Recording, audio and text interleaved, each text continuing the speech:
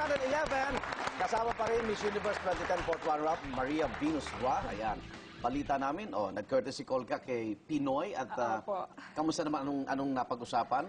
Ano po, nagbigay lang po siya ng mga advice. Sabi niya parang, first of all, nagpapasalamat daw siya kasi nga parang yung binigay na honor sa bansa somehow nakatulong dun sa mga pinagdaanan natin. Okay. Like may mga tragedy nangyari. And after that, parang na-balance daw yung news. Parang gano'n. So, very thankful din daw siya. Sabi niya, ngayon parang mag-start na yung buhay mo as public figure na parang kailangan i-weigh mo lahat ng bagay.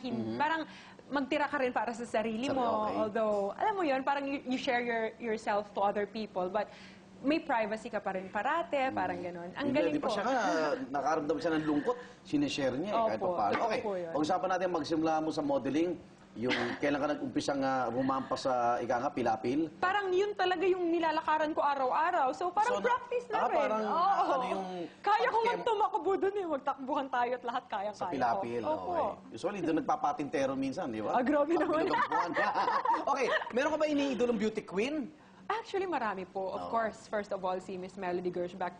Since siya yung nag-push talaga sa akin na sumali ng Binibining Pilipinas. And marami tayong beauty queens na Pilipino na talagang saludo ako. Si Miss Gloria Diaz, ang dami-dami nating sumali sa Miss Universe, nanalo. Kung nag-first runner-up tayo ng 1999. Parang ako, ang sarap sa pakiramdam na parang mapabilang ka sa kanila. Na dati, tinitingnan mo lang sila na akala mo. Parang, alam mo yan, parang ang yaman-yaman. Ayan yung pamangkin ko. Lumalakad lang kami dyan. Ang pangit-pangit ko dyan. Medyo stressed ako. Huwag mo na tingnan. Okay.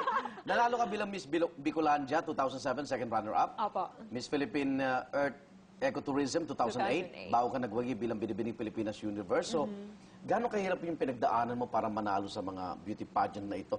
May tumutulong ba sa'yo? Inspirasyon?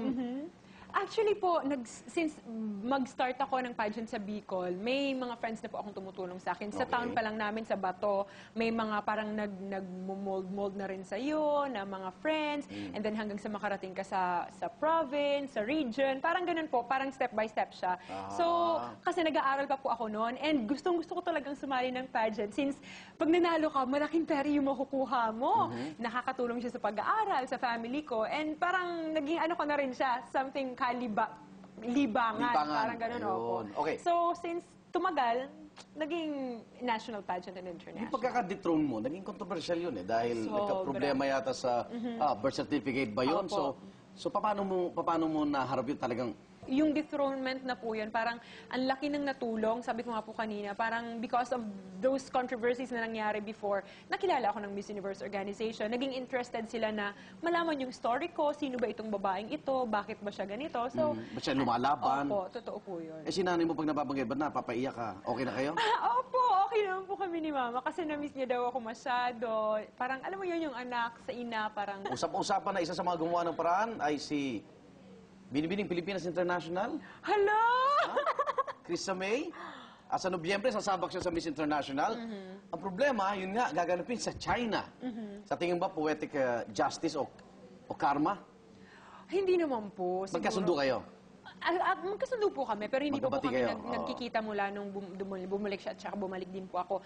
Feeling ko wala naman pong ganun, like karma or something. Nagkataon lang siguro talaga na doon din yung pageant and nagkataon na siya din yung representative ng country. But I know she will do very, very good at determined din talaga siya na manalo. Sa China rin gaganapin yung Miss World, no? I know, Miss World din ano po. mapapayo mo sa mga kandidatang sasabak sa si Zarina Gatbunton? Opo, si Zarina. Well, very close po ako kay Zarina. Okay. And sabi niya nga, hala ate, sa China. Sabi ko, ba't ka ba natatakot? Sabi ko, kaya nga tayo may pageant. Kasi it's like United Nations, di ba? Parang ang dami-daming representative ng iba-ibang bansa, nagpupulong-pulong sa isang pageant. And it's something na kailangan magkaroon ng unity. Sabi ko, kung magkakaroon ng pageant, tapos parang pag-uusapan yung kung ano man ang nangyari sa bansa, I think it's not the right parang venue. Parang mas maganda siguro na pag-usapan kung ano yung mga magagandang nangyayari sa bansa natin. And siguro at the same time, pwede niyo yung pag-usapan. And malay mo, masabi mo sa kanila yung hinaing ng mga Pilipino and maintindihan din nila kung ano yung gusto nating sabihin. Narito na ang tanong ng maraming kalalakihan dito sa studio. Okay, ang tanong, Venus, saan mo daw binili makeup mo? Ang tanong, may boyfriend ka na ba? Wala po. Nasag. Okay, manawagan ka ngayon. Wala. Bakit? Wala. Bakit?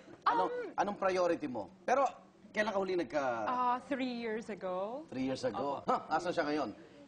Secret. Okay. Bakit wala? Kasi siguro po masyado din akong busy. And ngayon, parang pag may nanliligaw, parang, alam ko na yan. Parang ganon. Bakit? Anong alam mo na yan? Hindi po, parang... Dahil fourth runner-up, ganon? Hindi po. Eh, ano? Parang kasi nanggaling na ako sa ganong relationship. Ah. So, medyo mature na rin ako mag-isip. Pag alam ko na hindi masyadong seryoso yung lalaki, ayoko kasi nang parang Nahalata mo? laro-laro lang. Oo, ayoko na ganon. Ano ba hinahanap mo? Wala naman ako masyadong hinahanap. Basta seryoso lang ang tao at nire-respeto ako. Ganon. Mayroon pala sa yung parating palatawa. Okay. Uy, madalas namin nakita sa mga interview sa television si Nanay Esther. Aha. Pero tatay mo nasan? Hindi ko pa po nakikita ang tatay ko. I mean, my biological father. Okay. But I have a stepfather. Nasa Okay. Bicol po siya. At okay naman ang suporta din sa'yo. Sobra. Sobra din. Okay. Si tatay. Poldo. At ngayon naman, makakasama natin sa ating kwentuhan, proud sister ni Venus Ra sa pamamagitan ng telepono, Maricel Nieva. Maricel, Si good ate, ano evening! lang siya? Hello po, good evening. Ayan. Ikaw ba, feeling mo, ikaw yung nanalong Miss Universe? Fourth Yes, runner-up? feeling ko ako yung nagkaroon ng... Yay! At ano masasabi mo, mensahe sa tagumpay ng iyong, sino bang matanda? Sino bang... Siya po. Ate, si tagumpay ni Venus, Well, ang masasabi ko po, continue inspiring people Mhm. because by inspiring them, parang you are also serving God. Mhm. And at the same time, hindi lang to yung parang first mountain na ika-climb mo. There's still a lot of mountains that you still have to climb. Don't be afraid to explore more. Magkapatid nga kayo.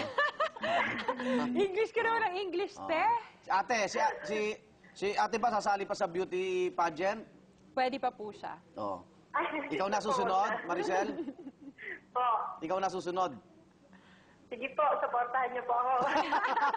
Naman, supportahan pa ka. Okay. Okay, maraming salamat, Maricel. Ingat. Thank you, te.